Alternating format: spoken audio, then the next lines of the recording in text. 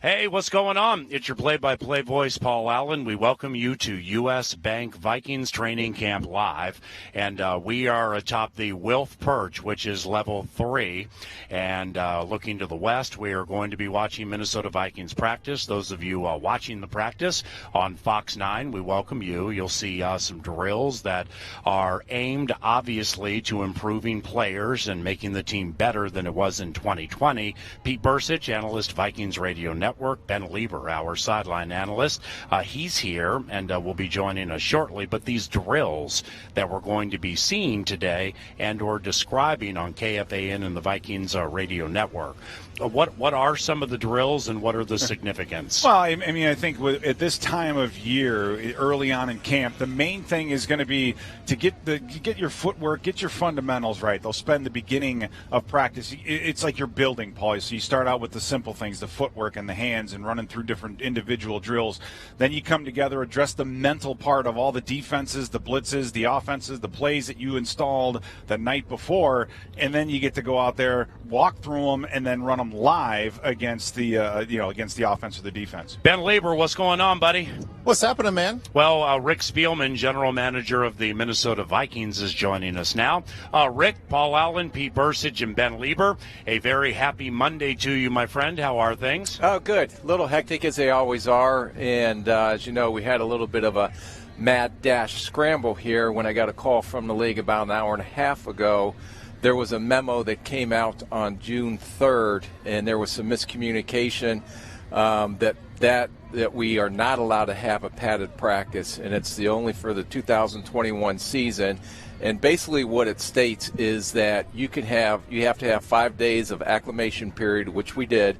You have to get the players off, which we did on Sunday. But for this year only and for this Monday only, you have to have a non-padded practice before you go back into pads. So that's why we're going to be in the shells again today. Oh, Rick, Pete Bursich here. That's great news because people can read into this. You know, when a team switches from pads to something else, everybody wants to read into it. What are you expecting to get accomplished today? I mean, what can you as an evaluator look at today and see? And what are the things that you may be looking at, the players that you may be looking at to see how they're developing and whether they're going to fit on this team? You know, the evaluation process started back when they reported to our off-season program. We got an opportunity to see them through the OTAs and our final mandatory minicamp. We've been here the last 5 days.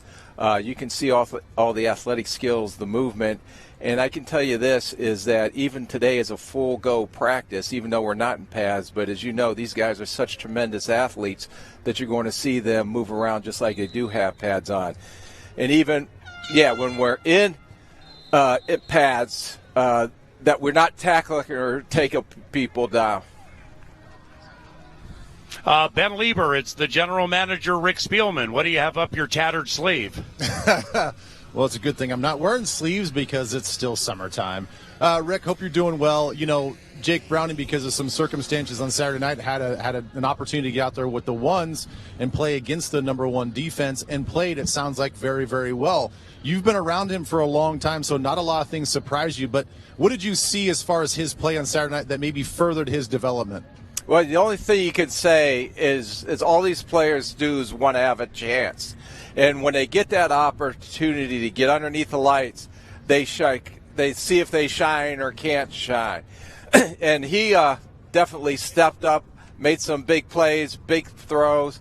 But the one thing that you notice, even when he was in there with the ones, the twos, the threes, all of them responded to his leadership.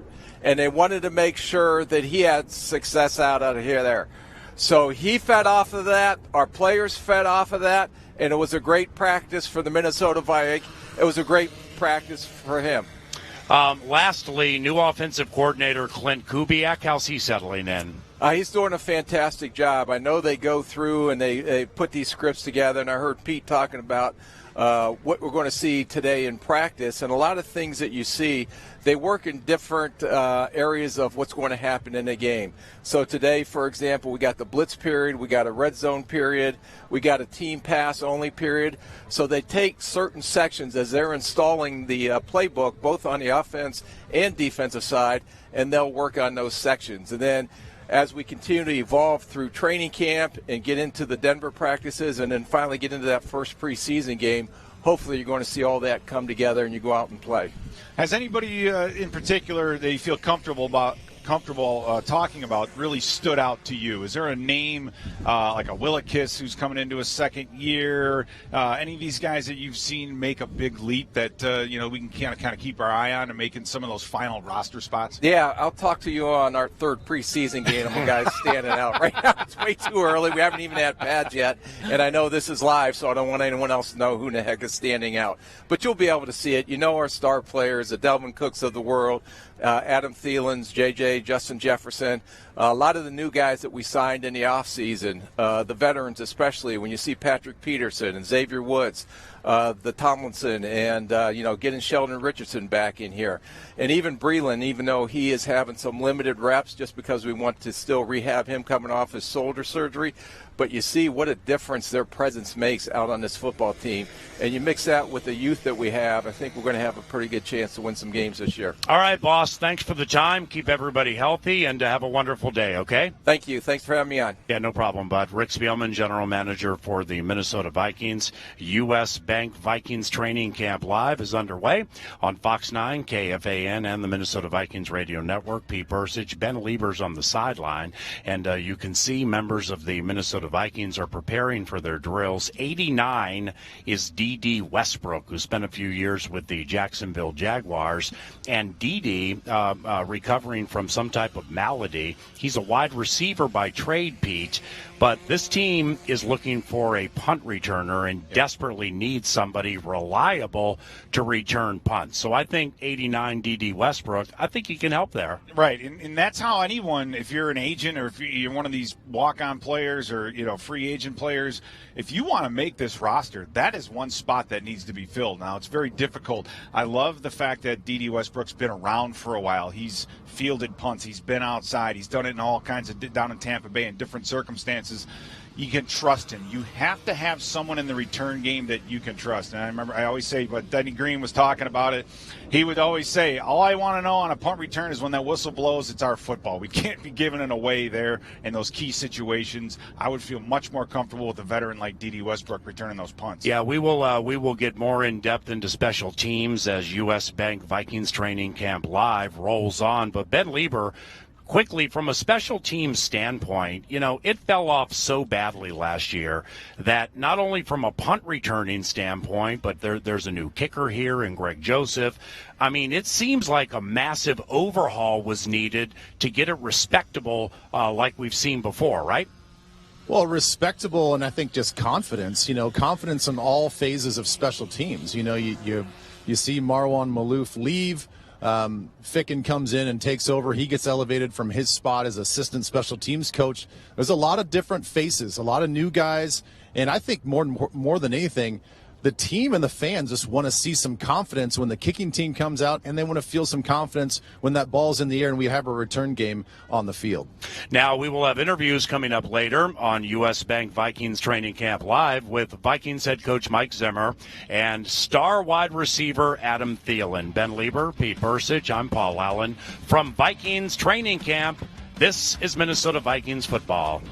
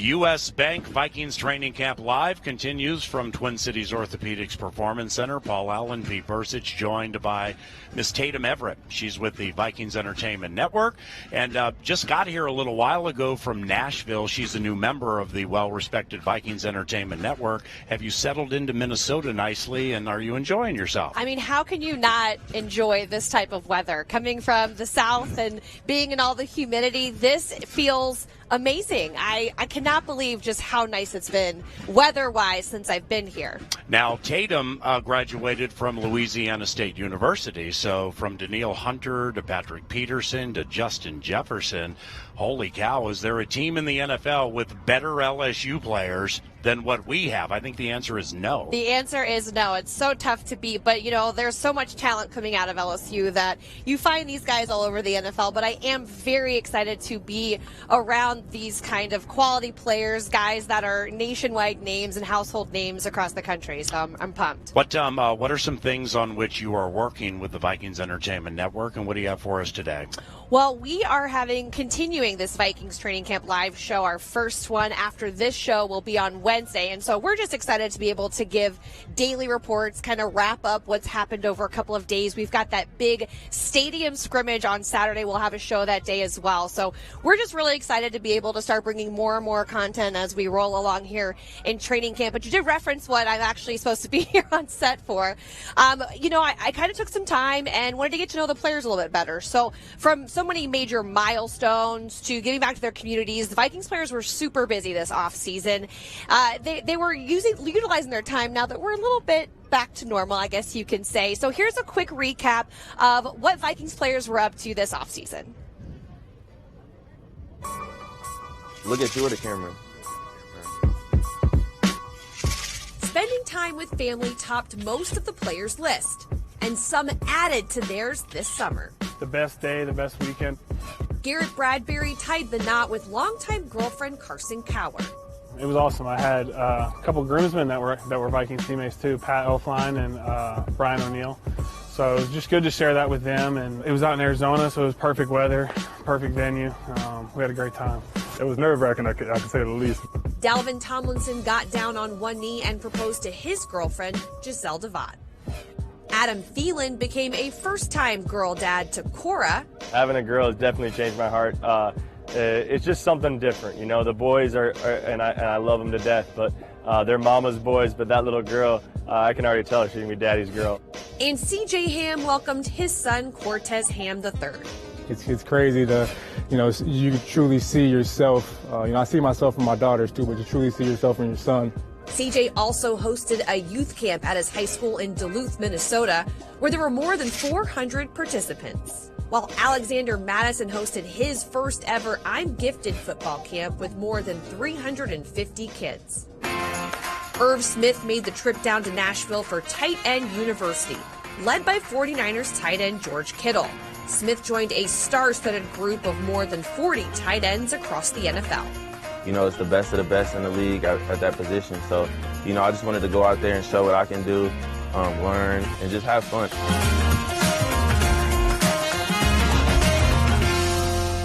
They about to really see if a football player can really hoop. Justin Jefferson put in some off-season work to build off a breakout rookie season while also proving he's a multi-sport athlete. Not everybody believed that I can hoop, so especially guys on the team. So I definitely wanted to show the world that and show them I got that strap. They thought I couldn't play basketball. Told them I'll bring that strap on them. They didn't want to believe me, man.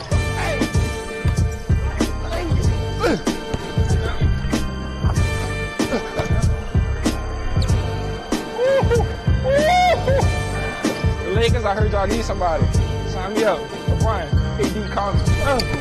Hey! No!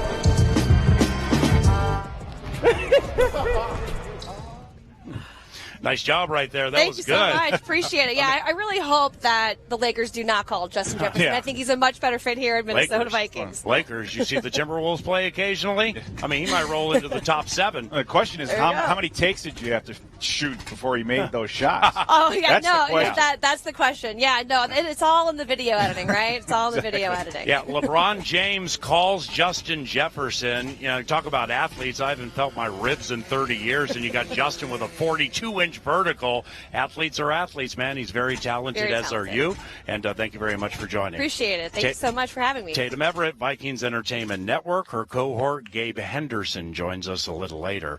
Speaking of cohorts, Ben Lieber is the sideline analyst on KFAN and the Vikings Entertainment Network. Make that the Vikings Radio Network. Ben, you are on the sideline taking a peek at these drills. What do you see in there, my brother? Well, this is still just the fundamental part of practice. They had a special teams period. They went right into fundamentals. So offense and defense broke up on opposite fields. And then they broke down further into the actual positions. Far away from me, the linebackers are going through a play-action drill. It's a reaction drill where they take a few steps up, they drop back in coverage, and then break back down when the ball is thrown. The defensive backs are broken up into specialized groups as well. The corners are working on man releases. The safeties are working on releases in their proximity to the receiver. On the opposite side of the field, the offensive linemen were working on combo blocks just with each other, working as a guard tackle combo up to the linebackers and quarterbacks, I guess if you could say that plural, as we just picked up one quarterback today to pair with Jake Browning. They're working with the wide receivers doing some three-step slants.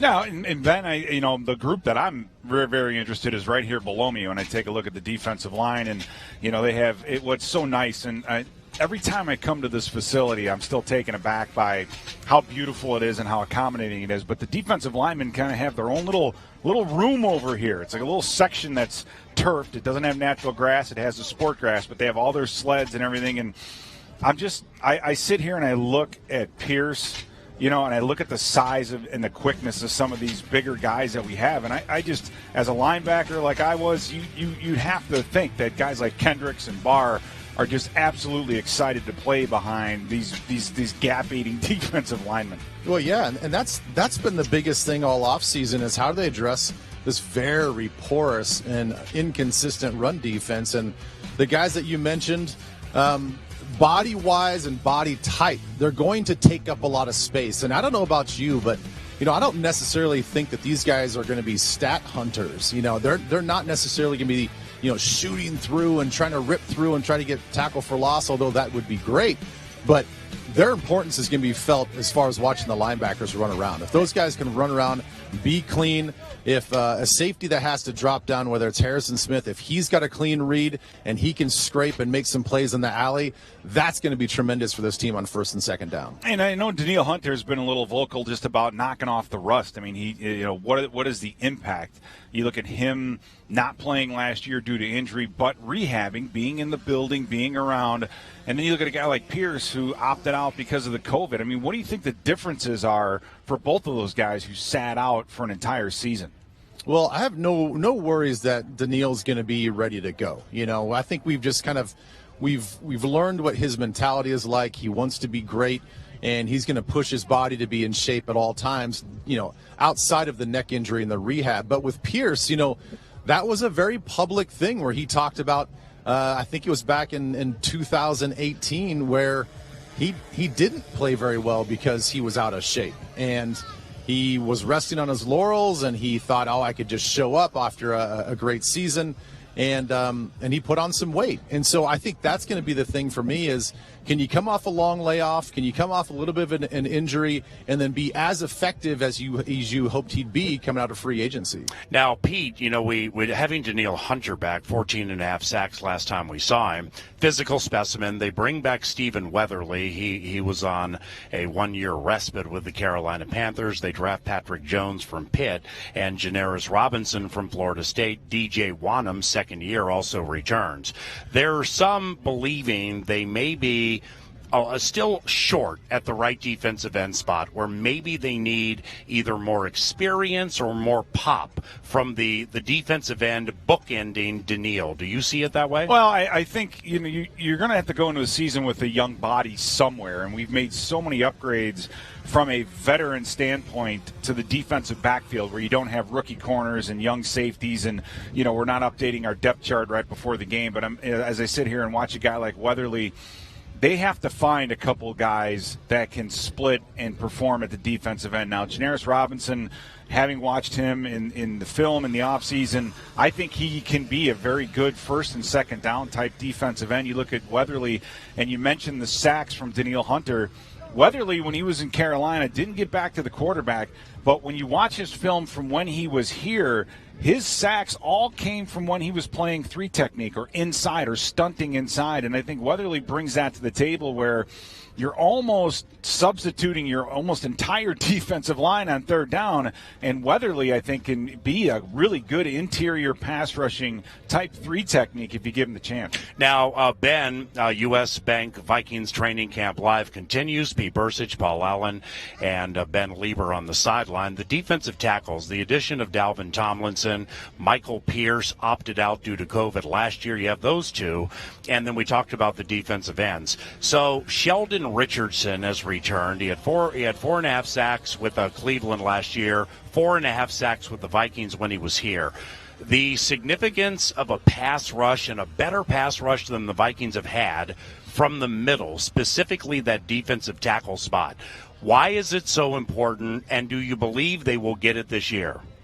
Yeah, I do believe they're going to get it this year. They've always found ways to be flexible with their defense and their personnel, and we don't have to look much further as to why that's important as to watching our own quarterback. You know, most quarterbacks in this league are not the Kyler Murray types. They're not going to run around and create plays, 100% of the time and play outside the pocket. You look at the way Tampa Bay won the Super Bowl, even with a mobile quarterback in Patrick Mahomes, it was the interior rush from the three technique, the nose, the A-gaps. That's what made him uncomfortable. If you can do that with every quarterback in the league, whether they're mobile or not, they're going to have a difficult time processing, getting through their reads in a timely manner, and ultimately you're just going to disrupt the timing of every offensive play. And Ben, you bring up the mobile quarterback, and those are the kinds of quarterbacks I think in the last couple years have been the ones to give the Vikings problems. The Russell Wilsons of the world, guys that can scramble, extend plays, obviously Aaron Rodgers.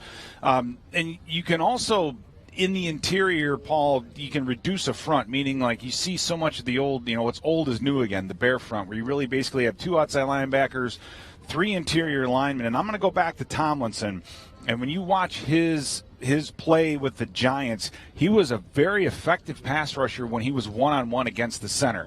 And we all know that the fastest way to the quarterback is right up the middle, and the center can only go one way or the other. So you're going to get either the center one-on-one or the guard one-on-one, and you just have to be good enough inside to beat those people. And I think Richardson can bring that to the table. Tomlinson one-on-one can bring that to the table. So that interior type of a pass rush is going to be much better with this Viking team. And with about a minute to go, the Vikings had 23 sacks last season. That's by far the lowest total during a Mike Zimmer coach defense since he started here in 2014. And for the first time since Zim started, we had 0 defensive touchdowns. You need a pass rush to make that happen, man. Yeah, you absolutely do. And I think the other key to kind of all of that is the linebacker that you lost in Anthony Barr. I mean, here's a guy that when you blitz him, he's almost like a defensive lineman. You could even, experiment with that 3-3-5 type nickel. So by losing Anthony Barr, you're losing one of the best blitzing linebackers in the NFL, I think. With his ability to bring it, and his size and his long arms and all those other things. When you lose him, you can't blitz as much. It's hard to create pressure. It's amazing how all of that kind of all fell together perfectly, or imperfectly, if you will, for the Vikings. Now from Eagan at Twin Cities Orthopedics Performance Center, U.S. Bank Vikings Training Camp Live returns shortly, and when we do, we will have one-on-one drills, which will include wide receivers. That means Justin Jefferson, who missed winning Rookie of the Year by an inch last season. He goes 88, 1,407 without an offseason. Holy cow. That's next. This is Vikings football.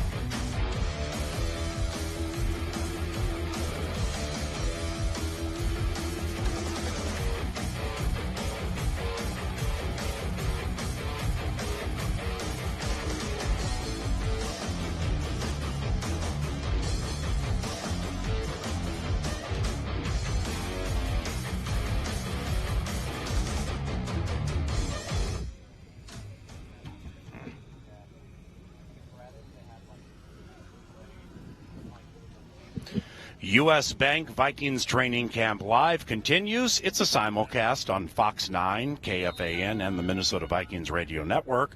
With Ben Lieber, I'm Paul Allen. Pete Bursage is here, too. And the number 77, worn by Korey Stringer, is one of 6 jerseys retired by the Vikings. Big K, as they knew him, impacted teammates, coaches, and fans with his humor and generosity from his arrival in 1995 until his tragic death, August 1st of 2001.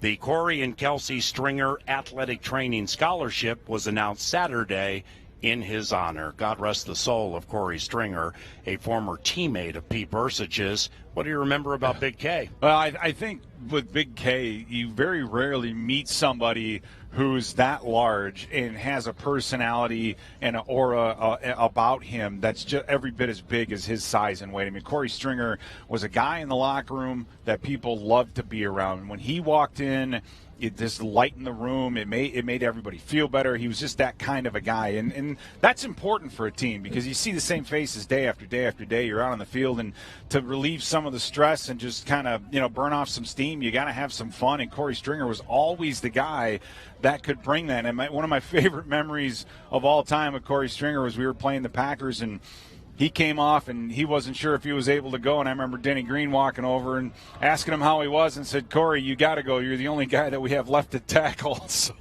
he had to stay in and play the position. So a tough guy, and worked really, really hard. I mean, he really battled. He wanted to be a leader, especially, going into that 2001 season 20 years ago. And, unfortunately we lost him. And I think anyone who was part of this team that was a teammate of his, this world is really a lesser place without Korey Stringer being here. Now, outside of his God-gifted size, what are some things that made Korey Stringer one of the, if not the best right tackles in the NFL? Well, Korey was smart. I mean, he knew the game, and he understood the game, which helped him quite a bit.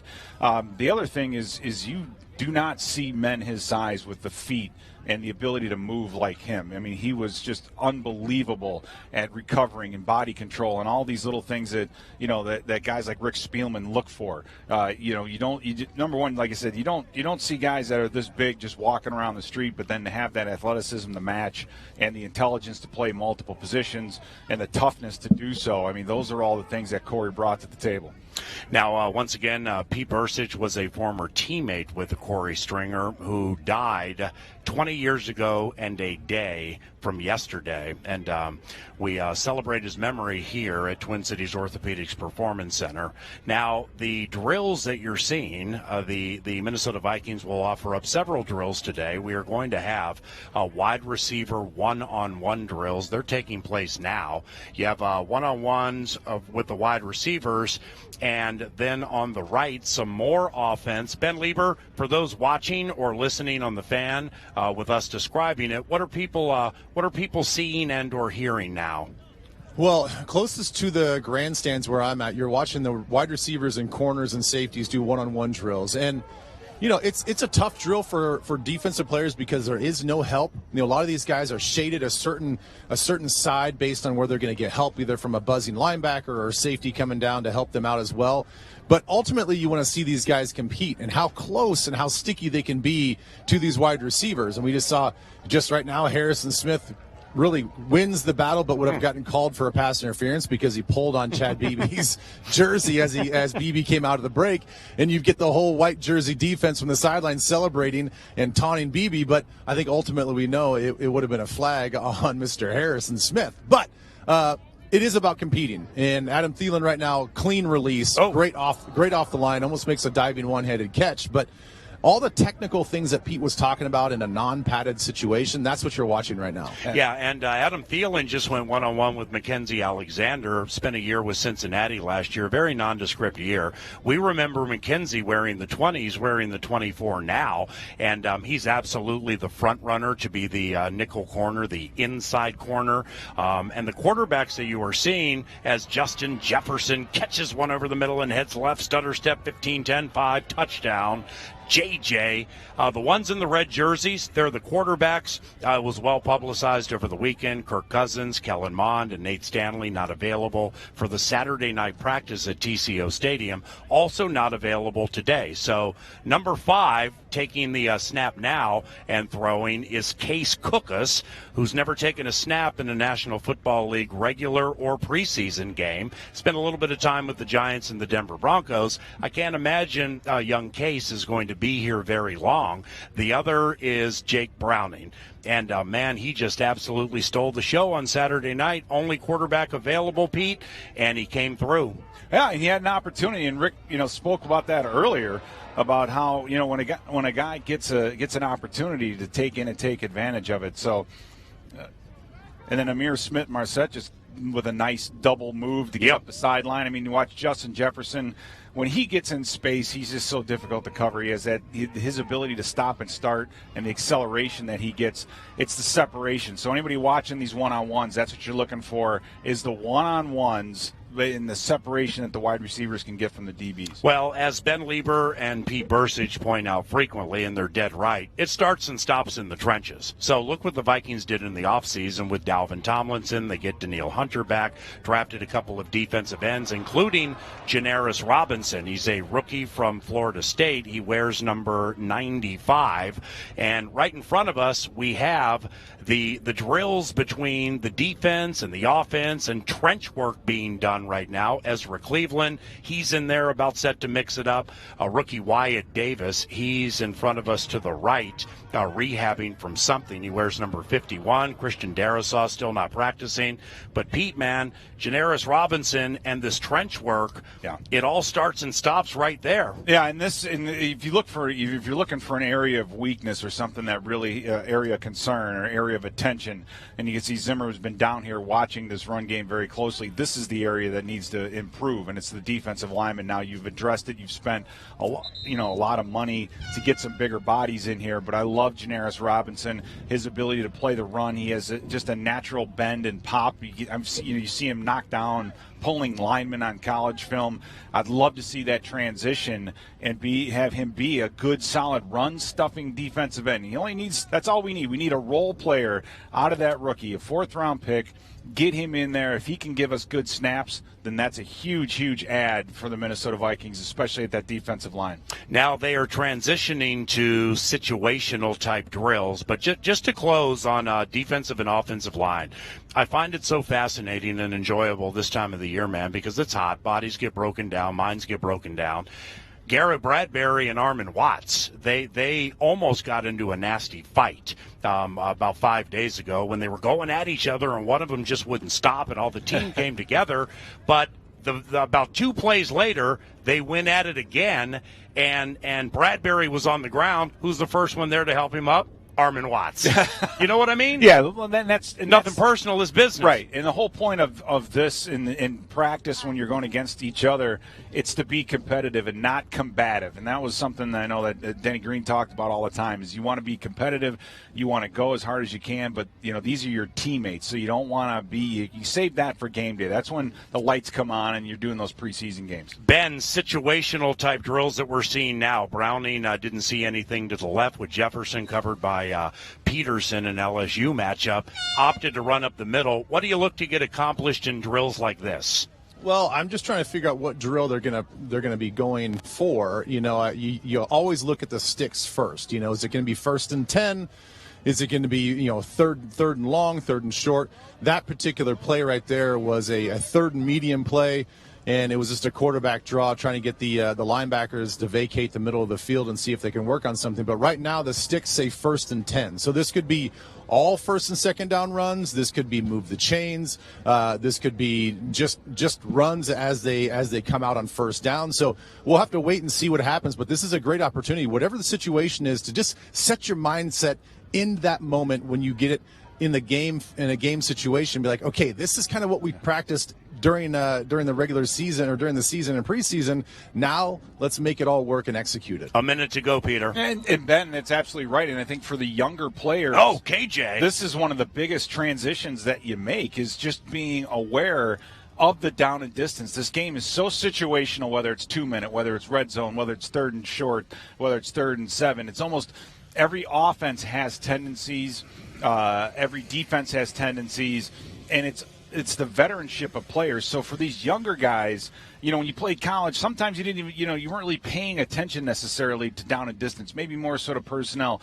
When you get to this level and get to the NFL, offenses have identities, and you can really, by being a smart player, knowing the situation, to be able to step in there and say, okay, on this type of play, I'm going to get a quick slant. This is a heavy run type situation. That's what these are all about, and it's about the between the ears side of the game, not necessarily the physical. An interesting offensive line set the Vikings just had with Oli Udoh heading into his third year playing left tackle, Ezra Cleveland left guard, Bradbury the center, Dakota Dozier the right guard, and Brian O'Neill as the right tackle. We are at Twin Cities Orthopedics Performance Center. So is Justin Jefferson, one of the best in the NFL, and he plays for the Minnesota Vikings. Back shortly, it's Vikings football.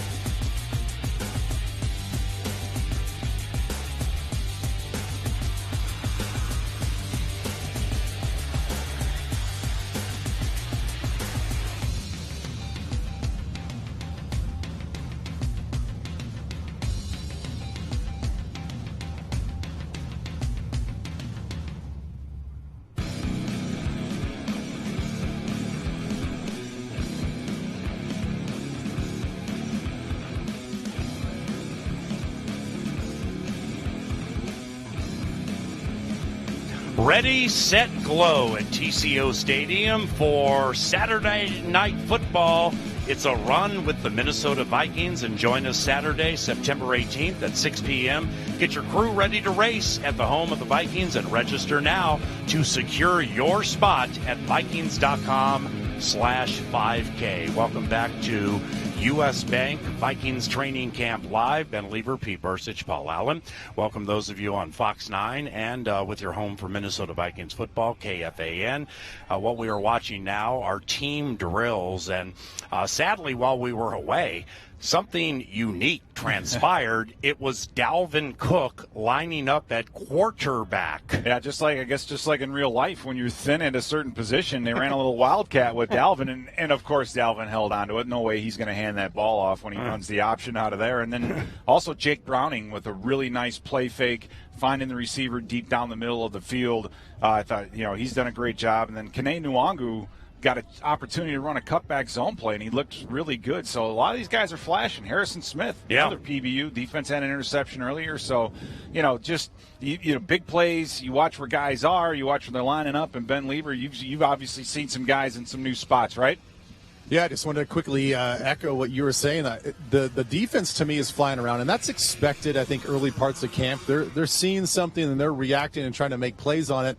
That was a nice play-action breakup by Harrison Smith. But, yeah, it was curious to see that DJ Wanham, listed as a defensive end, I think we all saw what he can do as a defensive end a little bit last year, lined up in a two-point stance as a linebacker about 4 yards off the ball in a traditional spot with the linebackers. Now, it was just for one play, and then the very next play he went to the right defensive end spot. But a little wrinkle there for DJ Wanham to get a little bit of work with the linebackers. It looks like it's first and second down plays as far as the offense go. They're just toggling back and forth between first and second down. So the defense is cued in. It could be either run or pass. And it looks like in some situations we may see Wanham as a linebacker. Well, let's segue to the linebackers. Why wouldn't we? We have two former Minnesota Vikings linebackers with us in Pete Bursich and Ben Lieber. Eric Hendricks, Anthony Barr, very familiar names. Cam Smith, after a missing last year, he's back for now. Ryan Connolly, Eden Prairie native. Nick Vigil, favored to win the third linebacker spot, in my opinion, when they go 4-3 base. Chaz Surratt is a rookie from North Carolina, and Chaz started as a quarterback for the Tar Heels and eventually segued to linebacker. But Pete, with Michael Pierce and Dalvin Tomlinson as the defensive tackles. Yeah. I mean, how great is life for Eric Kendricks to do Eric Kendricks-like things? Right, and that's what we know Kendricks to be, is to be, and he has that talent and the ability to read these inside and outside zone plays and know how to play them. And if you have big bodies up in front that can keep these linemen, Ben mentioned it earlier, working on the combo drills. What that means is the offensive linemen start out on the double team and they work up to that second level, and sometimes they have to pass off that defensive lineman. But if that D lineman can hold both of those offensive linemen, that means Kendricks is free to play. And with this position group, Paul, I think Nick Vigil brings a lot of experience. Troy Dye, it's going to be interesting to see if he develops, if he has a big leap from last year. He got a lot of playing time. Now he has to build on that. He has to make almost a quantum leap coming into this year. And Chaz Surratt, I think what works against Chaz is that third position linebacker is going to be in for, a multiple tight end, the running type downs. And it's just, he has the quickness. He can hit. He has a lot of those things. Despite him playing quarterback, it just, does he have the size? And I think that's why we're all leaning toward Vigil right now to be that number linebacker. And the Vikings are in their 4-3 base defense right now, and the Vikings defense that you see on the field, along with some members of the offense, this is what you're going to get for the most part in 2021. Sans Michael Pierce, who is working out to the right of us, still unable to practice due to a calf problem, but it's not significant, and he should be back soon. You have Stephen Weatherly, Armon Watts playing the Pierce spot, Dalvin Tomlinson, also Danielle Hunter, Kendricks, Vigil, Barr, and Jake Browning, the quarterback. He's the quarterback who played all of Saturday night, hitting Irv Smith Jr. with Kendricks on a drop. And Ben, being able to drop into pass coverage as a linebacker, I mean, with Kendricks and Barr, that's about as good a duo for that facet of the game as you can have, right? Yeah, well, let me add a little flair to what just happened there. You mentioned that Irv Smith caught that ball. It looks like a nice little completion. Harrison Smith took about 2 steps, and the ball still hadn't got there, and just stopped and waited for him to catch it. Had this been a game situation, that might be a fine for Harrison Smith, because he would have decapitated him. So it's like, good job, good throw and catch, but that either would have been picked off or your player would have been killed. Going back to the the linebackers and pass coverage and all that, I did want to touch on that Nick Vigil. I was watching the one-on-ones with the running backs and the tight ends. He made some outstanding plays in one-on-one situations. And, Pete, you understand how hard that is because they have a two-way go a lot of times. We have to play to our leverage. They're telling us, we're going to be in this defense, got to be inside leverage, expect safety help over the top, or a corner is going to be out in the flat.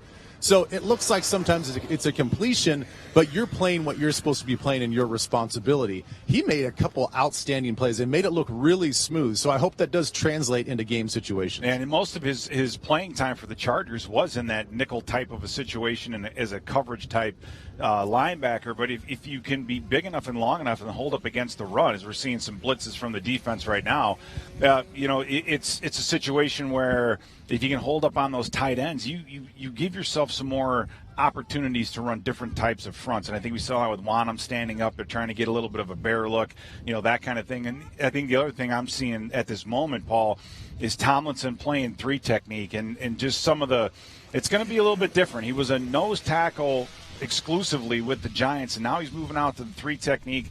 It's a little bit different, a little bit different on the pass rush side, and on these blitzing drills, guys have to stay in their gaps, and that's what we got to watch out for. Now, this tailback 26, Kene Wangu, the rookie from Iowa State, he is lickety-split fast, and Browning's going to go to Wangu. And you can just tell by the quick little, it's fluid and quick with him. Now, didn't catch many passes when he played for Iowa State. Personally, I fully expect him to make the team. But when you're a running back, man, with Dalvin Cook and Alexander Madison, Amir Abdullah is a veteran who can play gunner, which is key, and he can also return kicks if you need it. If Wangu is active for games, don't you expect that he is expected to be a special teams demon? Yeah, a lot of his what he brings to the table is the kick return game from Iowa State. But you're watching him here. He's a north and south style of runner. He's not like Dalvin Cook where he's going to get you out, break you down, pause a second, read the block, and then go. I mean, he can really surf that backside cutback on that zone run, and I'm very impressed. Not only with that, but his center of gravity, he looks like a big running back, and he's going to be pretty tough to bring down, hopefully, when we get the pads on. It is U.S. Bank Vikings Training Camp Live on Fox 9, KFAN, and the Minnesota Vikings Radio Network. Ben Lieber, Pete Bursich, Paul Allen, Jake Browning getting a majority of the quarterback reps today. The Vikings have signed Case Cookus basically as a camp quarterback until Cousins, Mond, and or Stanley return. And Dalvin Cook just caught a pass left flat. Quickly, Dalvin and the catching piece, I mean, that's so key for his game. It is. He's the most, I think, versatile running back in the NFL, and unbelievable with the screen. The more we can get the ball thrown to him, that's just another aspect that he could bring to the table. He's already, I think, the best running back in the league, but all around, man, he could do everything. From Twin Cities Orthopedics Performance Center, more Minnesota Vikings training camp coverage coming up soon with Ben Lieber and Pete Bursich. I'm Paul Allen. It's Vikings football.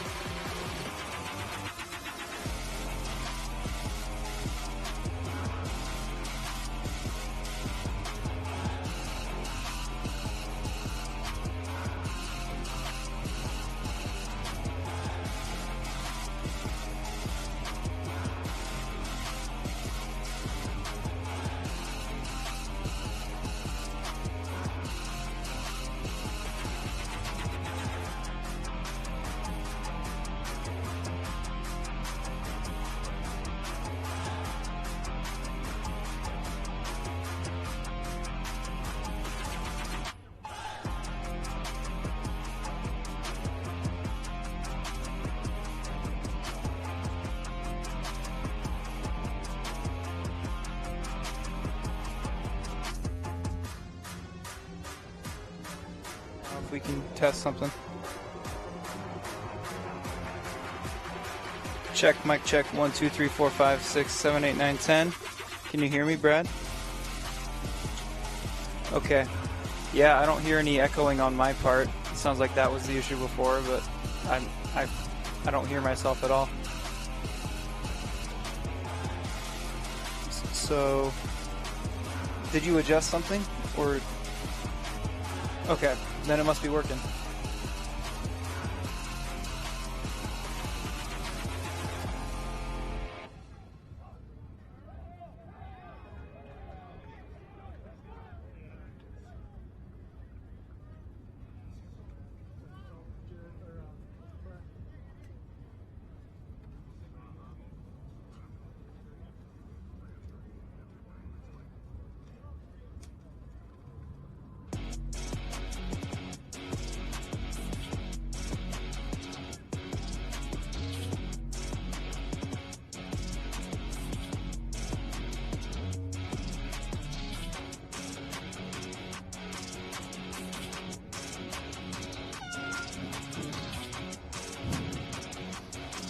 Hey, welcome back. It is U.S. Bank Viking Training Camp Live. Grab your crew and be the first fans back to U.S. Bank Stadium on Saturday, August 7th. That's a week from Saturday for a Viking Stadium. Check that, it's Saturday for a Viking Stadium practice. Come early and pack the plaza for a pregame party. Live DJ, legend autographs, and much more. Visit Vikings.com/stadium practice to secure your low-priced, lower-level tickets today. Now, I said it's a week from Saturday, even though the stadium practice is Saturday, because a week from Saturday, Pete Bursich and Ben Lieber, these guys, the Minnesota Vikings, played the Denver Broncos in a preseason game, U.S. Bank Stadium, first game with fans in 20 months. And honestly, since you were calling the games in 2009 with me, and Ben Lieber was on the team, and Brett Favre made his debut in a preseason game at Metrodome against Kansas City.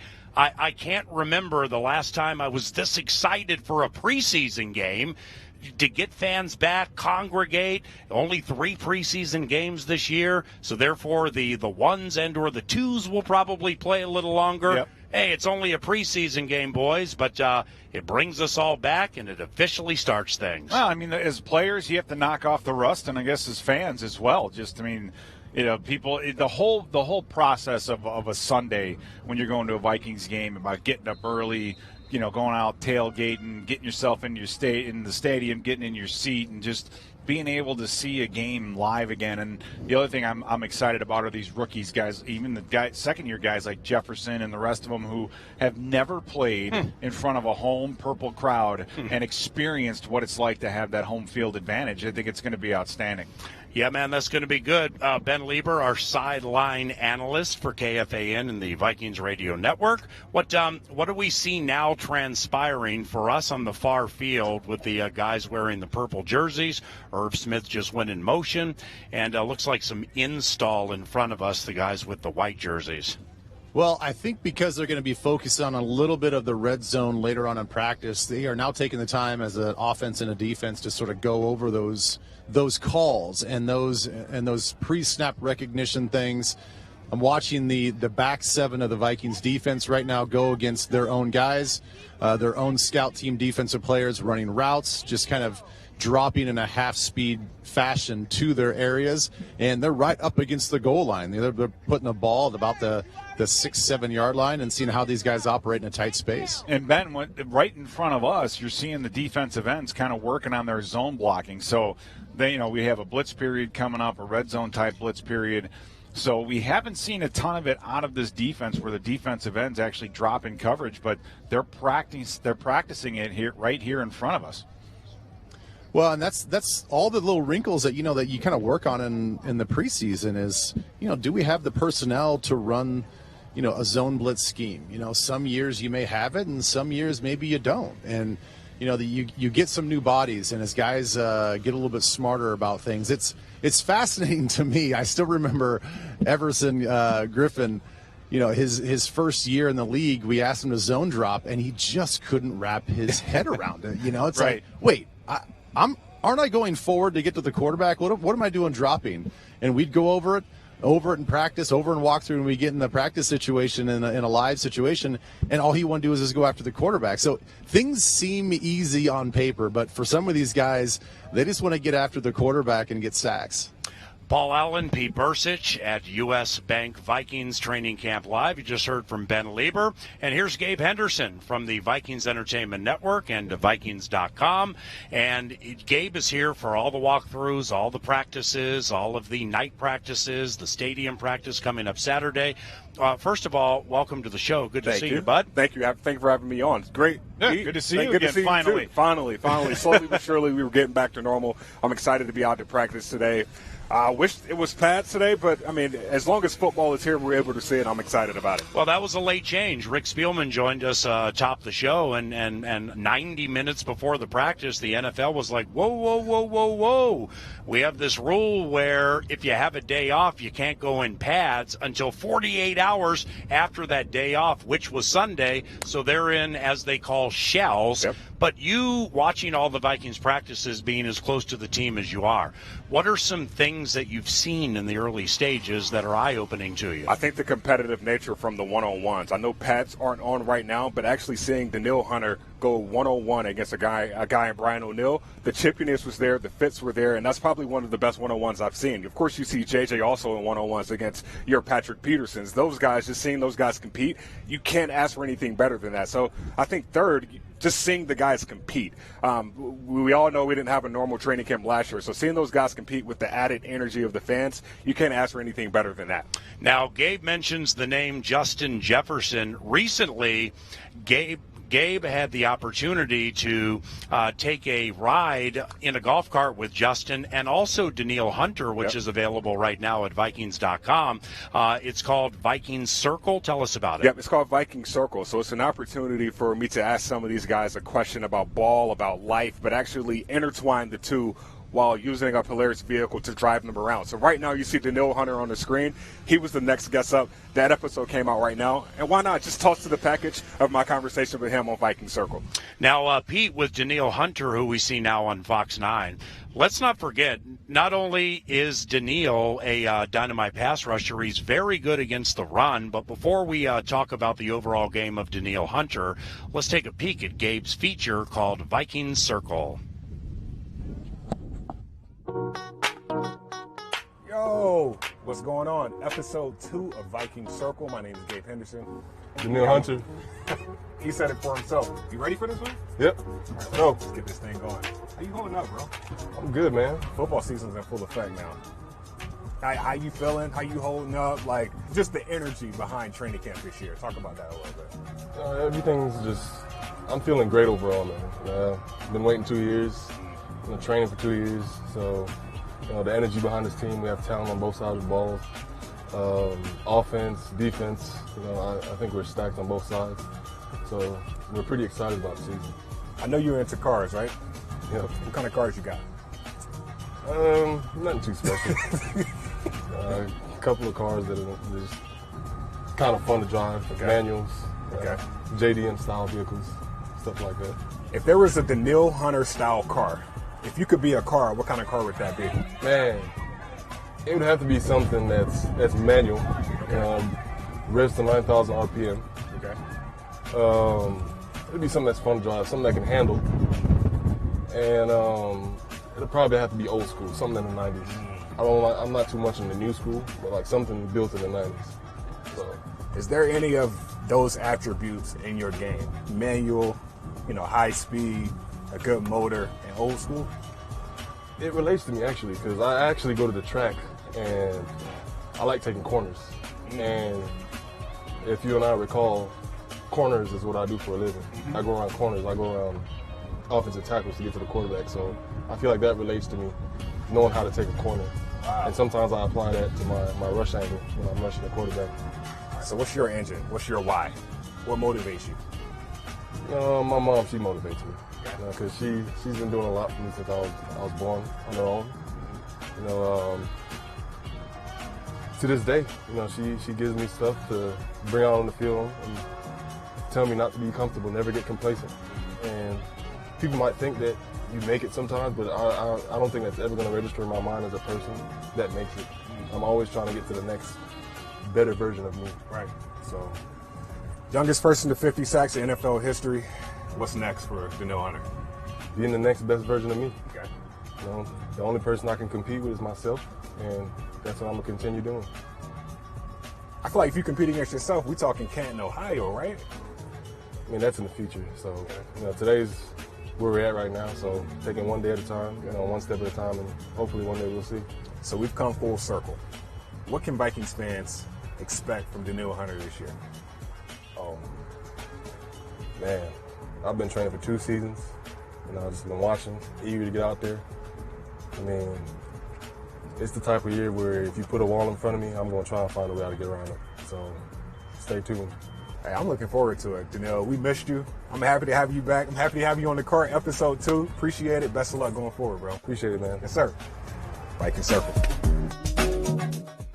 Nice job there, man. That was good. Thank you. Having Danielle Hunter back this year, I mean, last 2 seasons, well, he missed last year, but 2019, 2018, 14.5 sacks both years. I think the Minnesota Vikings team and the defense missed that. Danielle's run defense, take 2, 3-2. Pete, the pass rushing of Danielle Hunter, I mean, it's a game changer for the Vikings defense, but his keeping of contain, which maybe you can explain, and his run defense, I mean, those are both really good. And what's been amazing about Danielle Hunter is just when and where his run-stopping ability comes into play, and he's so dangerous when you have to have a tight end block him, and a lot of time in short yardage situations, they'll stunt him underneath, and he can beat that tight end cleanly, get in the backfield, and get the defense in a position where you can have a tackle for a loss, which is huge. And that's what you're missing. You're missing a guy that can consistently beat one of the best top blocking tight ends in the league in the running game one-on-one. Hey, Ben Lieber, sideline analyst, let me guess, that big Irv Smith play, you had Harrison Smith, Patrick Peterson, and every Viking in the history of the team laying off, right?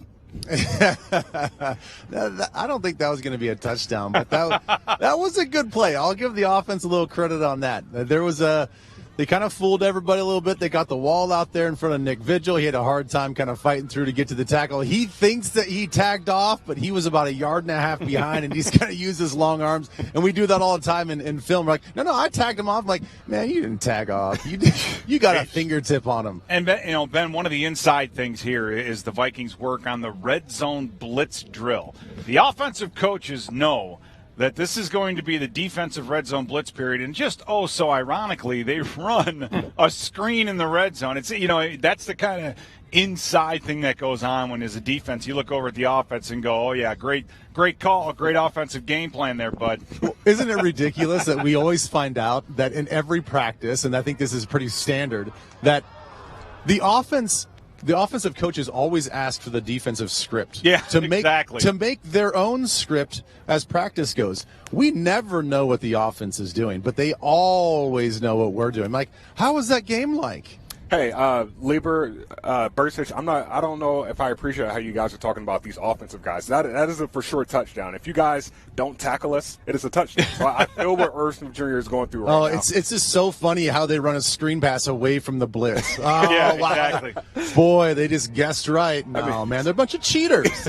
They take the script and they devise plays that just happen to work out against the blitz that you're running. Yeah, and then they always keep an extra guy in, a lot of more max protection, all those kinds of things. It's just funny how let's just call it fudge the game plan to make sure that they're taking care of the blitz and you don't have any free defenders to the quarterback. So this is kind of the game within the game that that the guys will talk about in between the huddle, and really it's a great test, however, because the offense knows the defense is blitzing, and if you could still get to the quarterback even when they know you're coming after them, I mean that's a good thing. Now, with Fox 9, or those of you listening on KFAN, you've heard the name Jake Browning a lot. The situation is the same today as it was Saturday night. Kirk Cousins, Kellen Mond, Nate Stanley, COVID protocol, not able to be here, so Browning is getting the majority of the reps. And what a big opportunity opportunity, Ben, for him Saturday night, and number 3 came through, and there's no guarantee what his future lot in life looks like as he goes empty out of the shotgun now inside the 10. But that could have gone the other way too. He could have been terrible and sealed his fate that way. Instead, Jake embraced the moment. I'm just so happy for him, man. Yeah, I'm really happy for him too. And the thing is, like, he gets criticized a lot for just like his height. He's not the prototypical height. He's not super athletic. He doesn't have the strongest arm. And every time you bring up Jake Browning, who seems like he played 20 years at the University of Washington, it's just like, yeah, he's good, but look at all these limitations. And all he does year in and year out is just continue to prove people wrong. And, I love the fact that when I asked that question to Rick Spielman, he said exactly what you want to hear. You want to see these guys step up when, sometimes it's a surprise to them as well. He didn't prepare as if he was going to be the starting quarterback that day. The news came out. He was going to be the only quarterback there. He had to take all the reps. He had to be the guy. And yes, just like you're insinuating, it could have gone the other way. It could have been disastrous and then sealed his fate as far as his roster on this team. But he went out and did the other thing. He rose up to the occasion, showed the guts and the guile and the want to go out there and be the starting quarterback. Now, the corners on the outside now for the Vikings wearing the white uniforms as the Vikings scrimmage on 2nd and about 7 inside the red zone from the 12-yard line. 29 is Chris Boyd, 38 is Harrison Hand. Harrison's in his second year from Temple, and why I bring those names up, Patrick Peterson, Cam Dantzler, they're absolutely in the mix. Mackenzie Alexander, too. So if they'll probably keep 6 cornerbacks, and you have the names you have the names Hand and Bashad Breeland along with Chris Boyd. This is going to be a battle right to the wire to determine the depth of the cornerback. So when you see 29 and 38, these are big moments for those guys. Oh, absolutely. And the thing is, we all realized this last year, is you cannot be too deep at this position. Dan Chisena, and you think he's just a track star, Ben. That was nice. He got up. That was a nice vertical. Yeah, Chisena, he's an unbelievably gifted athlete, and so it's just a matter of how well does he run routes, and can he catch, and can he read coverages? So we're seeing that unfold kind of like right in front of us. But for this defensive back group, Paul, we have a lot more depth than we had going into the season last year. We were bitten a little bit by the injury bug, and this group provides a lot of depth. So for guys like Boyd, and Harrison Hand, they really have to capitalize on that experience that they received last year. It's the hardest thing to get is experience out there. It's hard to get on that field, and you have to build upon what you did. Gabe Henderson with the Vikings Entertainment Network is on the Wilf perch watching practice with us. Number 7, Patrick Peterson. Yeah. This is a Hall of Fame corner. Mm-hmm. This is a Hall of Fame corner right at the end of his career or nearing the end of his career. What have you seen from number 7, Patrick Peterson? He's the most identifiable cornerback we have, which means off his equity, he should be the best, right? Yeah, absolutely, especially with the pedigree and a resume that he brings to this Minnesota Vikings team. Patrick Peterson, I think the veteran leadership is one thing that everyone points out. You see him staying after practice, the first guy at practice for the cornerback position. I think this is going to be a great year for him in a Mike Zimmer defense that loves to run, a shell 2, a cover 2, cover 4. You don't put too much pressure on a guy like him that's 31 years old. He doesn't have to play He doesn't have to play much man-to-man that he had to do in Arizona. So I'm excited to see what he can do, but also the chemistry and the excitement that he adds to this cornerback room. Ben, what you definitely notice without Cousins is Browning's going to hold the ball longer than the starting quarterback, and we're really seeing that inside the red zone. Yeah, we are. He just wants to make sure that he's seen what he sees, and we're talking, a half a second, 3/4 of a second. As everybody knows, the reaction time of these defensive players is so fast that is an eternity. But, he's still making some good throws, and the thing I like to watch from him, just his body language. He seems like he belongs. He's not shrieking under the pressure. He gets the call, walks in, takes command of the huddle. The guys are responding to him. He's looking like a guy that wants to take charge and provide that leadership. Gabe Henderson, great work with Danielle Hunter. Thank you very much for joining us. Thank you. Safe travels, my friend, okay? Yep. Gabe Henderson, Vikings Circle, available at Vikings.com. Danielle Hunter is the most recent feature. Make sure you find that. Pete Bursich, Ben Lieber, Paul Allen, U.S. Bank Viking Training Camp Live. with plays right in front of the fans that are leaving everybody all wide-eyed. Adam Thielen just made a diving grab in the back right of the end zone. Dan Chisena, second year from Penn State. He had himself a nice touchdown, and those passes are coming from the arm of Jake Browning. We'll be back very shortly to chat more Minnesota Vikings football from training camp. This is Vikings football.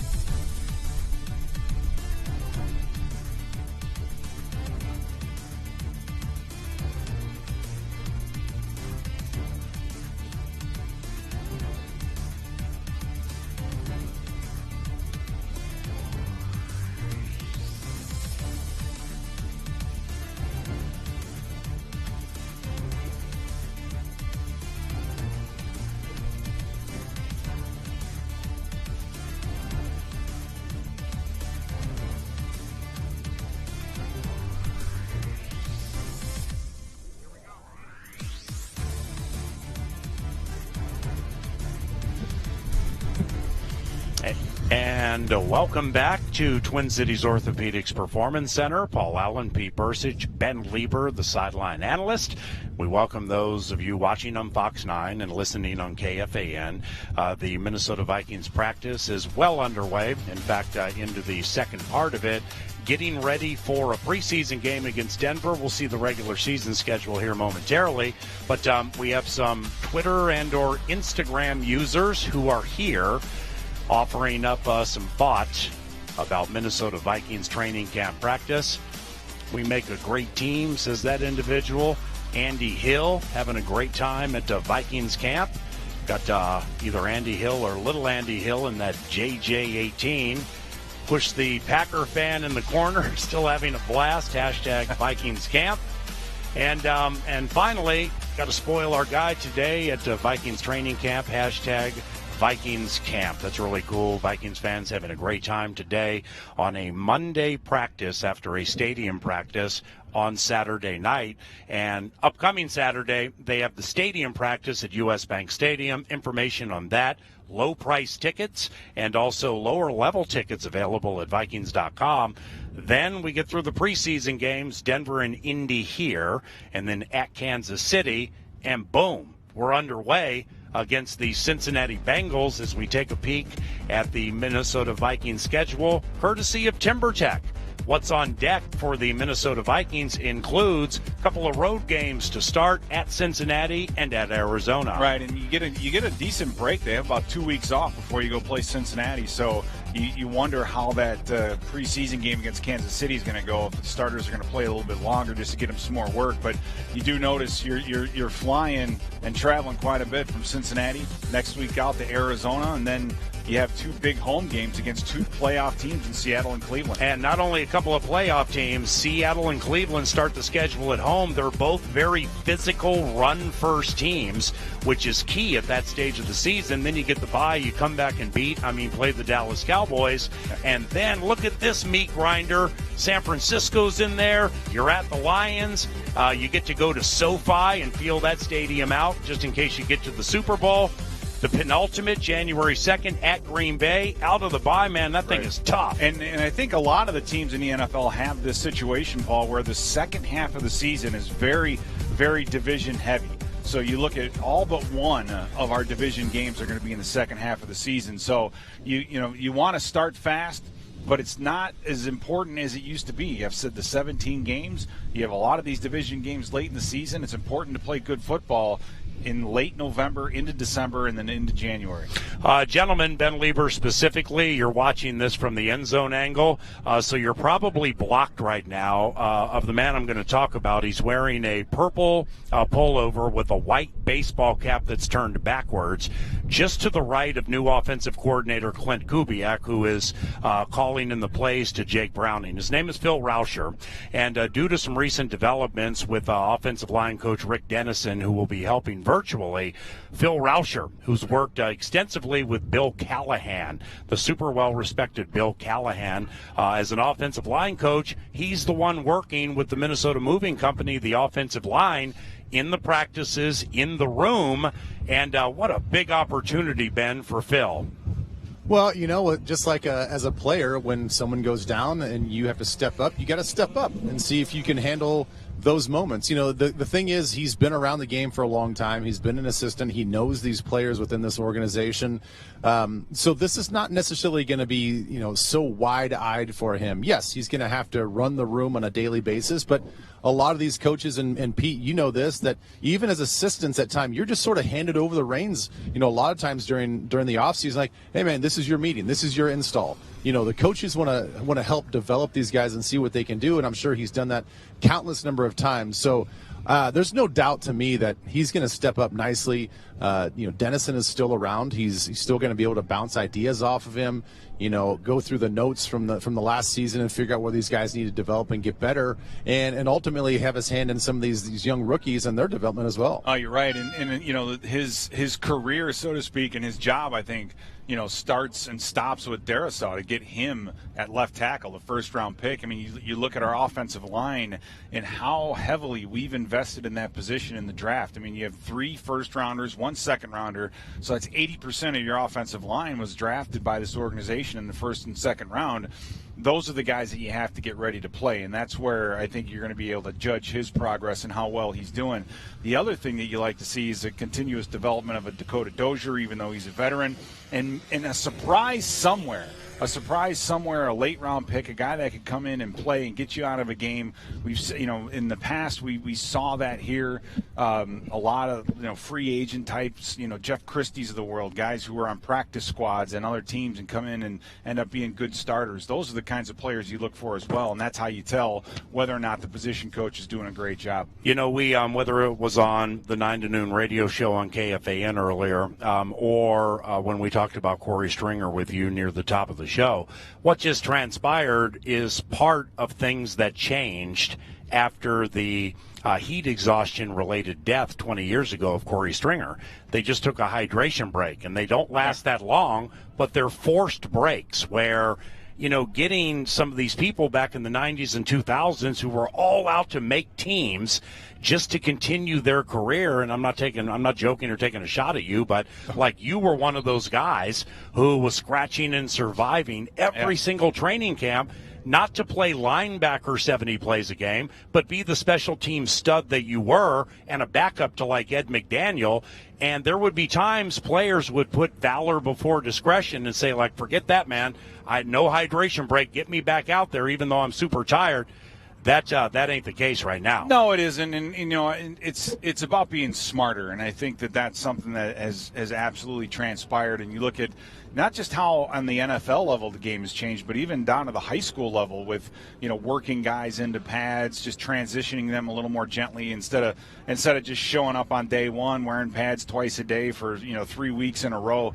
It's not as brutal as it used to be, you know, but that's a mirror kind of reflection of the game as well. I mean, the game is more spread out, it's more athletic, it's played more in space.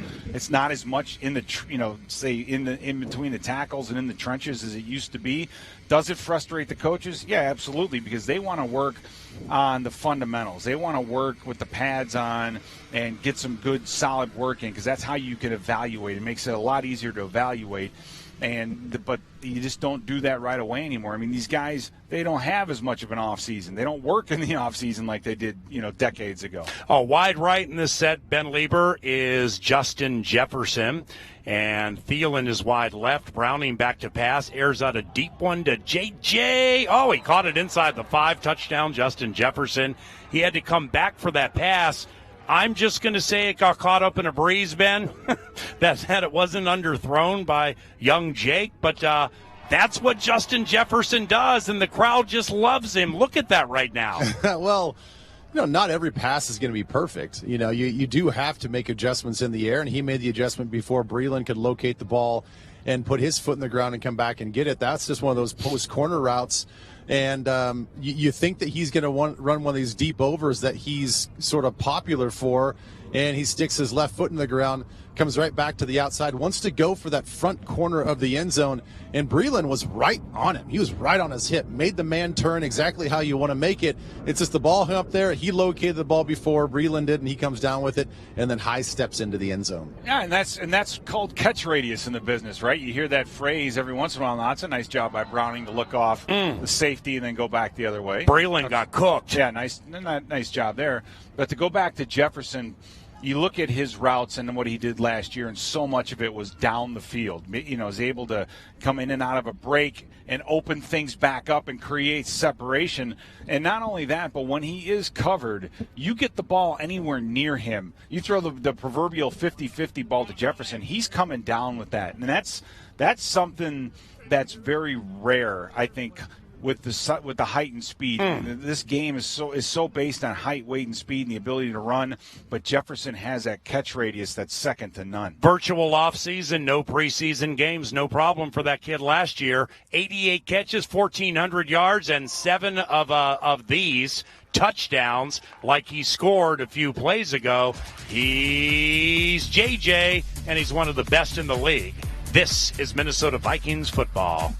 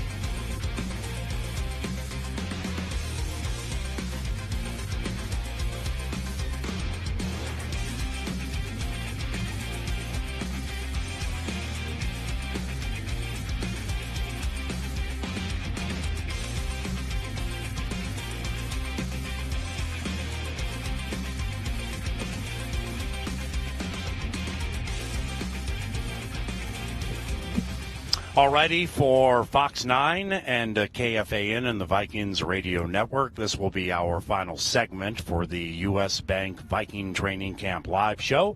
Ben Lieber, Pete Bursich, Paul Allen. Those of you interested in probably a little more practice, but interviews with Mike Zimmer and Adam Thielen, which we will be doing. You can find those at Vikings.com. Those will be available at Vikings.com and streamed live as practice is nearing conclusion, but we don't think it's going to time up right for the TV and the radio, so you will be able to hear those at Vikings.com. Now, number 5 wearing the red jersey, that's Case Cookus. Ever taken a snap in a National Football League pre or regular season game. He's basically the long reliever here, Ben Lieber, where Jake Browning is the starter. He's going to be the one to throw 120 pitches. If he has a no-hitter going in the 5th inning, he undoubtedly would be pulled by the Minnesota Twins. But this is Minnesota Vikings football, and his arm needs a break. So here's Case Cookus against the starting defense. Holy cow, Ben, what do you make of this? Well, it seems like very much a walk-through pace. So I don't think he's got to do much. He doesn't even have a helmet on right now. So, and they're actually going off of cards. So this is very much a defense-specific drill, and they're going to save Jake's live arm for a drill like this going against the defense. And this basically is what you call an install period, where you're just reviewing the defenses, the blitzes that you put in, earlier today. And so you get out here and basically the defensive coordinators draw up cards for the offense. They say, we want these formations. So they may be preparing a little bit already for what they might see down the road. So these guys are ready for it. And then on the opposite field, you'll see the first team offense in the huddle, and then the look team, quote unquote, defense. And they're showing different looks that the offense wants to see. So this is that teaching pace that you get right now, and then after they're done with this, you correct all the mistakes that you can on the field, you get back, and then you see it live again, ones versus ones. Go ahead. Hey, Pete, sorry to interrupt. This is the time of training camp where the guys that are on the look teams kind of understand where they are on the depth chart. Oh, yeah, for sure. If you're an offensive guy and you're in your first team, your quote-unquote first team, and the second team is on the other field, and you're running scout team for the number one defense, you kind of get what the writing on the wall is. Yeah. And so it is sort of nice for some of these rookies, like, okay, all right, here's just a reminder of like where I'm at with this team, and I may get some reps here and there with the first team offense or going against the first team defense or whatever. I might make some plays here in one-on-ones, but overall, you kind of get a sense of where you're at on the team when you break up in groups like this. No, absolutely. And the hard part is the start. Your job as a coach is to get the starters ready. Now, what you do is you look across the field and you see the backups. They're running in a completely different defense. They are getting zero in the way of reps that the starters are getting. So not only do you have to learn the defense is just at the same pace as the starters do, you don't get a chance to rep them in practice. And these guys are going to get opportunities later in this practice to run the defense and not having seen any of these cards or any of these formations. So it makes that challenge even greater. And being one of those guys, I was always the guy on the other field. My job there was just to upset Brian Billick. I mean, Brian Billick hated me, because you want to go out there and give a good look, and that's kind of your job, is to be the thorn in the side of the offense. Not enough to where the players hate you, but just to the coaches. 23 for the Minnesota Vikings is a safety named Xavier Woods. He played the majority of his career, in fact, all of it, with the Dallas Cowboys. Anthony Harris has been the complimentary safety here for the Vikings for several years, bookending Harry the Hitman. Now 23 Woods. Ben, what can you tell us about Xavier Woods and what he can bring to the safety game and Zimmer's defense? Well, I think going back to last year, I think that safety position really just needs to play what is called. Don't do too much cowboying. Don't think that your instincts have to take over all the time. Just be well coached and in your spots, and you're going to make some plays. And I've already seen that a few times today in practice. Well, he'll make an adjustment. He'll go through the rep, and Adam Zimmer will come right over to him, have a discussion with him, a little head nod, a little discussion, then they go on. he's getting a lot of individual attention from Adam Zimmer right now. One first thing I noticed about Xavier Woods is he used to being down in Dallas because he has a sweatshirt on. So for him, this is probably a nice cold day. But one of the things on the film with Dallas with Woods is his versatility. They didn't just keep him deep in the middle of the field. They brought him down in run support. They blitzed him, and then you have Harrison Smith standing next to him. So that's going to challenge an offense, and it's going to be a great card in the hand of our defensive coordinators to be able to not just blitz Harrison Smith, but also blitz Woods. And it's going to be hard for the offenses also to know or tip the cap, so to speak, to say, yeah, we got this here, we have that there. But he's a very versatile safety, Paul. And I really think if he comes in here and works hard and plays to the whistle on every single snap, he's going to be a very, very good football player. Is he going to be as good as Harrison Smith? I don't know. I think it's going to be a challenge. Can he be? Yes. But we have two very versatile safeties that can do everything, and I think that's, for game planning purposes, that's outstanding. Well, from game planning purposes for a radio broadcast, which will take place a week from Saturday with the Denver Broncos in town, we need to get squared away on proper pronunciation of his name. Because remember, 29 from Florida State was Xavier Rhodes for X amount of years. And he was ex-Xavier. And then he's like, well, my mom calls me ex-Xavier, and guess what? His career went in the tank. So he was better as Xavier Rhodes. The 23 is Xavier Woods. Xavier Woods. It's interesting. But one time I made a mistake and called him Xavier. He got beat on a double move. Then we started calling him Xavier, and he was knocking passes down left and right. See what I'm saying now? Yeah, absolutely. I mean, everything's spelled the same. You just got to it's preseason for all of us, is it not? So, again, it says Woods on the back of his jersey, and that's the guy that you're looking for. Nice job, bud. Thank you. Is it Pete Bursich or yeah. Dick Butkus? Am I pronouncing that right?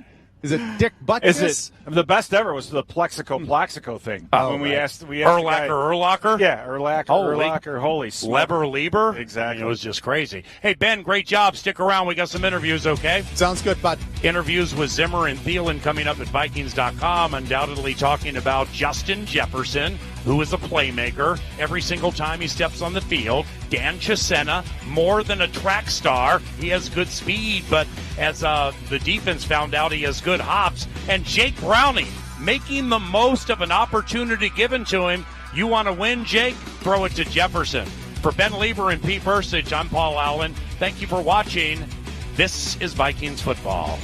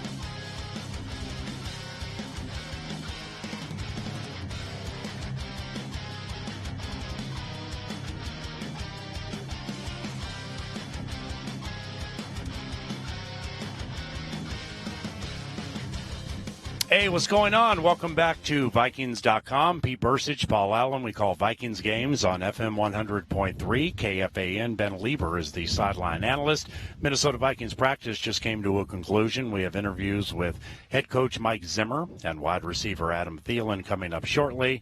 Anything you were able to glean today from practice? Yeah, it's nice to see everybody move around. I mean, one of the things I also saw out there was Zach Davidson, the rookie from Central Missouri, the punter turned tight end.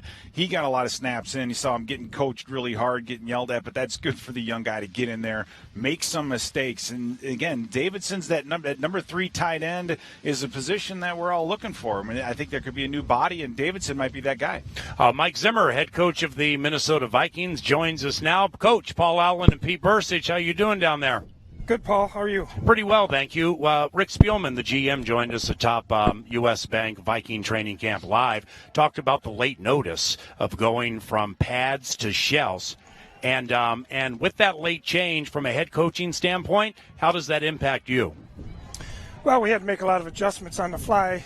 We had some plays in there today that were a little bit more physical plays, and we had to take those out of the practice today. But they didn't practice very good today. They got to do a lot better than they did today. Now, when you say that, Coach, from a day-to-day standpoint, what do you say they don't practice well? Is it just certain things that you see that you don't like, the tempo, the attention to detail? What kind of things is it that you're trying to let them know that they need to fix? Pretty much all of it, Pete. We had a lot of mistakes today. The first part of practice, the offense had the ball on the ground a bunch of times, incomplete passes and giving up sacks and things like that, and milling around from drill to drill. And then the defense, 2 nights in a row, they got a chance to win the game. They got the game at the end of the fourth quarter and give up big plays to lose the game. Ben Lieber, sideline analyst. Here's Mike Zimmer. What do you have? Yeah, Coach, you've had physically a lot of time to see Jake Browning, obviously be around him mentally, but never really in a situation like this where he takes over a commanding amount of reps on Saturday night because of all the COVID situation with the quarterbacks. And it sounds like he's stepped up in both ways. What did you like about him, not just from the physical standpoint, but from the mental and emotional standpoint as he became QB number 1? Well, I really liked the leadership that he was providing in there. I thought the players really rallied around him. There was a period where, I kind of a break in the period. He walked up to me. He said, "Don't cut any of my reps." He said, "I want them all." So, he wanted to go out there and compete, and that's a good thing. 29 Chris Boyd, 1,000 times more than I ever will. But Saturday night, outside of that back shoulder touchdown, I thought Boyd had a pretty good night. Did you? Yeah, just, he's got all the ability, but he there's some technique things that he's got to fix because he's making it way too hard on himself. He's got to be in better position on a lot of those balls. Last one. Coach, you have Tomlinson and Pierce. What have you seen out of those two? You haven't put the pads on yet, but I saw those two walking out side by side, and Eric Kendricks has to be just smiling every day when he comes to practice. Yeah, I think we're going to like those two guys. Dalvin has really done a nice job in the drills that we've had. Mike's starting to get involved in it a little bit more. He's pretty close to getting back out here. I think that will really help some of the inside run game and push in the pocket as well. All right, Coach. Thanks for the time. Have a good day. All right. Mike Zimmer, head coach of the Minnesota Vikings. A little that's Zim being Zim. That's cranky Zim right now. It's hot outside. Now I think it's Bob Hagan potentially getting the worst of it as they walk up the stairs to his office. But he's a perfectionist, man. And when you are as well respected as a defensive mind like Mike Zimmer, I mean, the double A gap mugging and just the whole way it's used now, Zimmer invented a fair amount of that, just non-obvious ways to have your linebackers or your players threaten, blitz, or feign it. And does it have to be dead perfect for him to be happy, or like what can satisfy Zim? Well, I think it's a tiered kind of a system where, number one, the main thing is just that guys are coming out here and working hard, that they're coming out here and getting their work done, that they're not making the mental mistakes, the turnovers, and you saw that. That's what the head coach's job is, to make sure the tempo of practice is where it's supposed to be, and to make sure the big things are covered. Possession, winning the situation. He has a higher view of the entire practice. So when he says it was a rough day, that's why I was so interested in finding out exactly exactly what he was looking at that was not up to his level and potential, then you got to let the players know that. Then you say, hey, guys, we have to address these big things before we get to the little things. It's the team. It's the big picture. That's what he's not happy about. Now, Ben, with Danielle Hunter back, the pass rush will be better than it was last year simply by having him back. But when you watch practices or you see today with Patrick Peterson, Cam Dantzler, Bashad Breeland, Harrison Hand, Mackenzie Alexander, Chris Boyd, those would probably be the top 6. Any concerns with members of that secondary? Because Dantzler's in his second year, missed all offseason. Now they're just getting him up to speed. Peterson, incredibly well respected, but 10 years into the league. And McKenzie had a bad year last year with Cincinnati. So that's the only way to put it. But do you have any concerns with that? Well, a little bit, yeah, because they've never really played in a system like this. And we've heard from, Terrence Newman when he was here, just how difficult the system is that Zim runs, and not just from a concept standpoint. I mean, guys run, cover 2, cover 4, cover 3, all the way back to college. But it's the minutia, it's the details in which he coaches that he really, really harps on. And sometimes guys can take that and get flustered. They can't play fast because I've got to be, darn near perfect when it comes to my details. And some of the vets and some other younger players, depending on their personality, they can process that and still play fast. And we don't know what these guys are going to do in those critical situations when the lights come on. Are they going to be able to play fast? Are they going to take some of those details, work on them in practice, put that to the side and just go out and play football? And you have to take in consideration that Xavier Woods is back there now, and he's a new guy as well. And so much coordination and communication has to take place with the safeties, and you have new pieces all over the place. Can they get those reps down in practice to where they can freely communicate and sometimes non-verbally in the game and all be on the same page? Now, when number 19, Adam Thielen, is done playing catch and teaching his son Asher to run 9 routes, we are going to have him here at Vikings.com, Pete Bursich, Paul Allen, and Ben Lieber. Ben, how does Thielen best complement Jefferson and vice versa? Like, what do they do the same or differently that makes defensive coordinators look at that duo and say, holy cow, they're both good? Well, it's because they're both versatile. We've learned right now that we don't have just an X receiver or just a Z receiver. These guys can now go into multiple formations, sometimes line up on the same side of the field. Sometimes JJ is the inside receiver in a slot, and sometimes it's Thielen. And so it's really, really hard when you're doing a scouting report to figure out where these guys are going to be. And then you say, well, we're gonna match up our best corner. We're gonna go, cornerback number 1, shutdown guy on Justin Jefferson. Well, sometimes Jefferson's in the slot, and sometimes when you're in a slot, you can run out of those situations, and so it just keeps the defense always on their heels and always guessing where these guys are going to be. Now, Thielen and Jefferson, a couple of fantastic wide receivers. The next receiver spot, very interesting. D.D. Westbrook was brought in from Jacksonville. He didn't practice today, and he hasn't practiced. He's recovering from an injury.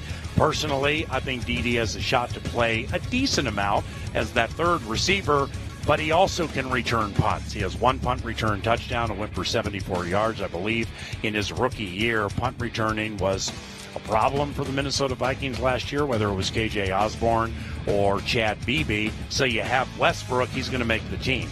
Then Chad Beebe and Iowa rookie Emir Smith-Marset. Sadly, beloved BC, Olabisi Johnson, has an ACL, so he's going to be out for the season. Ricky Prohl's kid, Blake Prohl, he's here. And also Dan Chisena, who apparently had a really good camp today, scored a touchdown. First, UP, the receiver spot after, or spots after Thielen and Jefferson. What do you think is important? Well, you mentioned, I think, the ability to be some type of a kick returner, whether it's punts or kickoffs. You got BB has some experience, and I think he's done really well at wide receiver. He needs I don't know, as a punt returner, if his time is past, but he has to also stay healthy. The Smith-Marset is intriguing to me because he has an unbelievable skill set. But in Iowa, he was used very simply. He didn't run a lot of the the route trees and all those things. So he's going to have a kind of a leap there to figure out how an NFL offense works and the type of routes that you have to run. I think he could be the wild card in this mix in that he has the size and the skill. The question is going to be, can he adapt to this NFL style of game and become that next level of receiver? Ben, receivers want to catch, and then they want to have yards after catch, and they want to score touchdowns. But obviously being tenacious with the run blocking piece, very important for a team like the Minnesota Vikings, who ran the second most of any team in the NFL last year and the year before that, and they're going to run the ball a lot again this year. So Adam Thielen, Justin Jefferson, you talk about the others. Do you think it's difficult learning to become a high-end run-blocking wide receiver? I'm not saying you got to be Larry Fitzgerald Jr., Hines Ward, or Anquan Bolden, but it's very important for this team. Is it easy to learn? Well, I think it's easy to learn, yes, especially if you're not looking to pancake guys and drive these guys in a Hines Ward fashion. I think the difficulty becomes just the patience in the run blocking, because a lot of these guys in the number 3 position, that slot position, you're going to block a lot of overhang players, the guys, the defensive players on the outside edge, and you get a cutback running scheme. Sometimes that cutback takes a while to get back to you. So if you're on the backside there and you think in other schemes, I just got to sort of be a decoy over here and maybe just kind of position block a little bit. If the guy slips my block, no big deal because it's a front side play. Well, you don't know that if that's Dalvin Cook running back there. It might be designed to go front side, but he's going to take that ball and cut back, and it may take some time. So you have to learn how to position block with patience, stay in front of the guy, basketball the guy, use your feet, use your hips, and stay center mass of these players. That's difficult to do because these guys are straight up athletes that know how to play in space. They can slip underneath you, they can go over the top. They're very savvy with their hands too. So it's not so much about the power in the blocking and the drive in the blocking. It's just, can you shadow these guys and get in the way just long enough for Dalvin to run off your hip? And guys, one thing that impressed me, he's a tight end, but he's a pass catching tight end. Irv Smith Jr., when he came out of Alabama, he was not drafted in the second round to be a run blocker, okay? But it was not the land of opportunity for Irv Smith Jr. in his first year with Kyle Rudolph on the team. So what did Irv do? He really embraced the importance of run blocking. In fact, Alexander Madison's first National Football League touchdown at U.S. Bank Stadium against the then Oakland Raiders, it was Irv Smith Jr. up the middle just crushing somebody so Madison can get in. And, Irv has gotten good at that, and I look at him, he's a tight end, but I look at him as a receiver too, so we can put him in that mix for blocking the run. Yeah, his versatility is key, and you saw a lot of his red zone receptions come from him just motioning out of the backfield. So, you watch Dalvin Cook's big runs. A lot of them were Irv Smith. A lot of them were Kyle Rudolph. Those are the guys that were on the field when Dalvin Cook had some of these bigger runs. And for Irv Smith Jr., being a respectable run blocker, you don't have to be driving guys and pancaking guys. You just have to be respectable and have defenses honor you, and that's going to open you up in the play action passing game. Now, Ben Lieber has a very good podcast called Unrestricted. It's available via the free iHeartRadio app. I was his most recent guest, and we discussed Kirk Cousins pretty extensively. Once again, that podcast is called Unrestricted, done by our guy Ben Lieber. And I was thinking about Cousins, even though Kirk wasn't here today. Ben, do you think it's difficult when you have Justin Jefferson and how well respected he already is? Thielen, he has equity all over the place, 14 TDs last year. Dalvin wants to catch it. Irv Smith Jr. wants to catch it. Is it difficult being a quarterback with that timeshare and keeping everybody happy? Yeah, especially with any receiver, they always want the ball. It could be a screen pass to Dalvin, and they're going to be screaming at you that I'm wide open. Just throw it over here. They're not covering me. So those guys never seem to be happy. But I think the biggest thing for him, being around these guys for a while, Justin going into his second year, is each one of those players, they're always working on something as well in the offseason about maybe a quicker release off of this stem or on this route they're gonna do a shoulder fake over here. They're gonna do something like that. So you have to always be communicating with them, even off the field, of like, hey, when you're running that 7 route, you did this last year. It looks like you're working on this year. What can I expect as a quarterback? There's same players, different variables, because those guys are trying to continue their play and develop at the same time. We thank Mike Zimmer and Rick Spielman for joining us. Adam Thielen is having quality time with his kids right now. And you know what? These guys are away from their families so much during training camp and or the regular season. We're just going to move on without number 19 because that's more important. Thank you very much for watching, whether it was with Fox 9 or listening on KFAN or right here at Vikings.com. Tatum Everett, Gabe Henderson with excellent Vikings.com related content all throughout training camp that you can find. Candace Anderson, great job producing U.S. Bank Viking Training Camp Live. For Ben and Pete, I'm Paul. Have a good day.